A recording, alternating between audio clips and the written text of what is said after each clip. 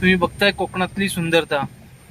ही पहा, रत्नागिरी जिल्ह्यातली सर्वात मोठी भयानक अशी नदी, जगबुडी नदी। हे तिचं आता सध्याचं पात्र सोडून पाणी बाहेर चाललेलं आहे।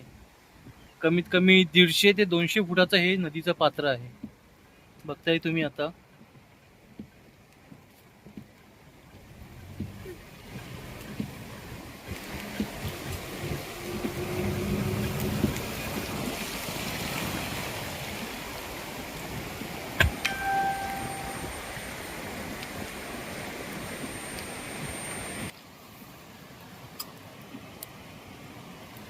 हे पहा कोकणचे सौंदर्य।